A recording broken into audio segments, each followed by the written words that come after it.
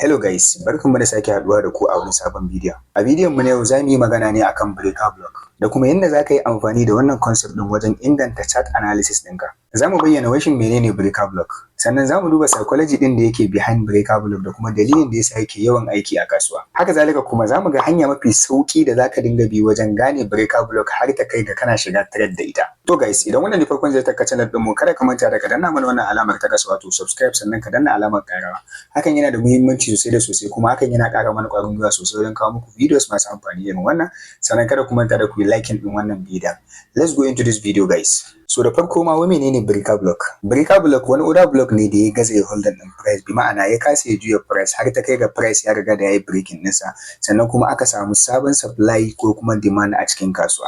A basic na price action mun san cewa idan har kasuwa ta yi breaking wani resistance level, so da yawa wannan resistance level din yana juyawa ne ya koma support, saboda yanda market participants suke reacting a wannan level din. Hakanan kuma idan har price ya breaking din wani support level, wannan support level din yana juyawa ne ya koma resistance idan har market ta sake dawowa wannan level din. To wannan the same concept din yana aiki akan order block ma. Market na iya watsi da order block wacce za ta yi aiki a matsayin supply ko demand saboda dalilai daban-daban. Kamar misali, idan aka samu market structure shifts, price ya kasance overloaded ko oversold, ko kuma price ya taba wani key level a higher time frame da dai sauran dalilai. Idan wani valid demand order block ya kasa rejecting din price, sannan price ya breaking din shi ya mayar da wannan demand order block din zuwa supply order block level, anan ne muke kiran shi da suna breaker block, saboda muna expecting market za ta yi respecting ko kuma ta yi rejecting din wannan areas. To ga misalin yadda bearish scenario zai iya kasancewa. A nan mun samu valid breakup structure above wannan higher high din tare da very good inefficiency. Saboda haka wannan move din shine ya samar mana da wannan valid order block din wacce za ta iya ba mu damar mu samu opportunity na going long.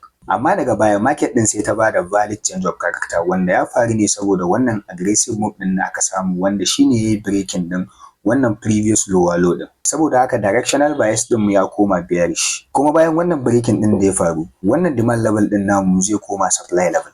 Psychology din da ke bayan breaker block shine traders din da suka shiga long position a wannan order block din, price yayi trapping din su bayan wannan valid bearish market structure shift din da aka samu. Saboda haka za su jira price ya dawo zuwa break even support level din su domin su fita daga wannan long position din da suka shiga ba tare da asara ba. Haka kuma akwai traders din da za su nemi short position a wannan level din saboda suna kallon wannan level din a matsayin key supply area. To haduwar waɗannan abubuwan guda biyu ne ke sa price yake iya reversal daga wannan key level din. To ɗaya daga cikin important point anan shine breaker block yana samuwa ne idan har aka samu liquidity run kafin market structure shifts. Haka zalika the same thing a bullish scenario. Muna son ganin liquidity run a ƙarƙashin swing low kafin mu samu market structure shift zuwa sama.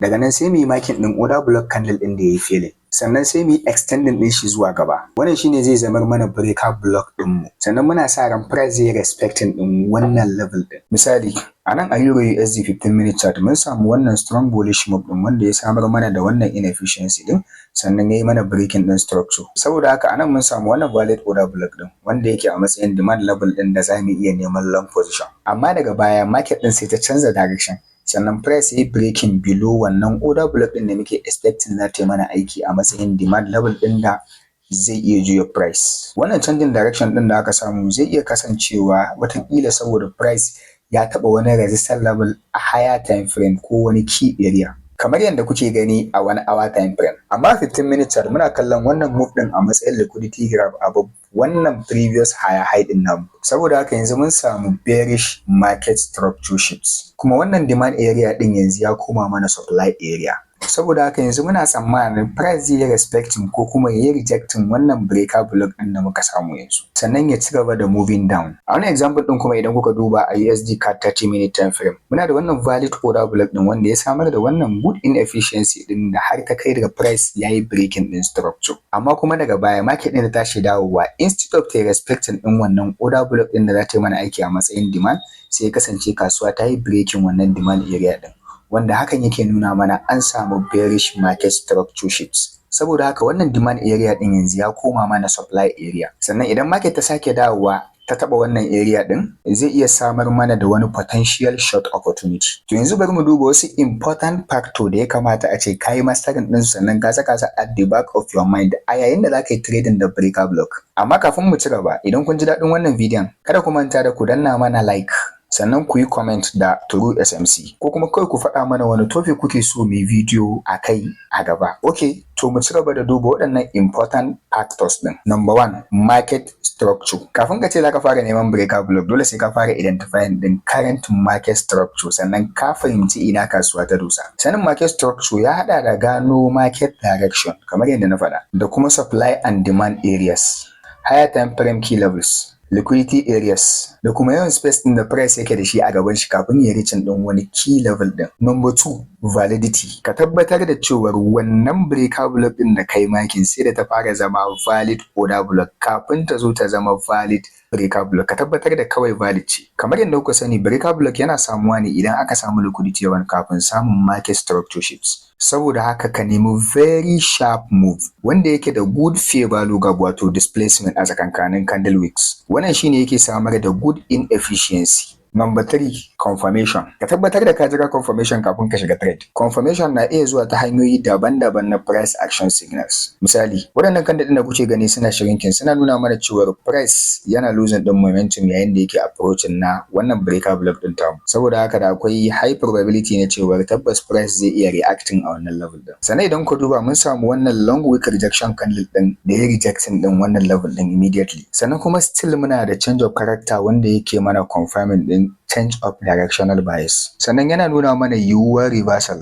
Idan har ka kiyaye waɗannan confirmation factors ɗin, to fa za ka yi trading ɗin breakout block ɗinka cikin sauki, kuma still za ka ƙara confirmation ɗinka na winning trade kamar dai yadda yake a sauran trading concepts ɗin da ka sani. Saboda haka yana da kyau ka yi amfani da breakout block da sauran technical confirmation ɗin da ka sani domin ka samu well informed trading decisions. Misali, a nan a NZDUSD 1 hour time frame, market ɗin ta ba mu bearish change of character ta hanyar breaking below wannan swing lower low ɗin. Saboda haka wannan bullish order block ɗin da muke da ita da yanzu ta koma mana supply area, ma'ana breakout block. So wannan move ɗin shine ya samar mana da wannan bearish order block ɗin wacce muke kiranta da suna breakout block. Saboda haka wannan supply level ɗin, bi ma'ana wannan breakout block ɗin tamu tana da potential ɗin da za ta iya juya price zuwa ƙasa. Amma idan har kana so ka samu very conservative entry, za ka iya jira price ya fara mitigating na wannan breakout block ɗin, sannan kuma ka ga abin da zai faru. Kuma still ka tabbatar da ka saita stop loss ɗinka a samansa. Ku tuna cewa a matsayin mu na traders, aikinmu ba shine mu samu tabbaci akan abin da zai faru gaba ba. Aikinmu shine mu shirya kanmu domin scenarios daban-daban da zai iya faruwa. So yanzu da ka fahimci basic concept na breakout block, za ka yi fara backtesting ɗin wannan concept ɗin domin ka samu confidence wajen yin trading ɗin breakout block. Okay guys, ina fatan kun fahimci duk abin da muka yi bayani a wannan bidiyon, sannan kuma ya amfane ku sosai da sosai. To idan har haka ne, kada ku manta da ku danna mana alamar nan ta like, sannan ku danna mana alamar subscribe idan kai sabo ne a wannan channel ɗin. Hakan yana ƙara mana ƙwarin gwiwa sosai wajen kawo muku videos masu amfani irin wannan. Sannan kada ku manta da ku share din wannan bidiyon ga yan uwa domin su ma su amfana. Sannan kada ku manta, idan akwai wani abin da baka gane ba, ko kuma akwai wani abu da kake so in yi video akan shi, ko kuma wani abu, ka rubuta koma menene a comment section domin zan iya bakin kokari na wajen amsa dukkanin comments ɗinku. So guys, sai mun haɗu da ku in my next video. Allah ya samu dace.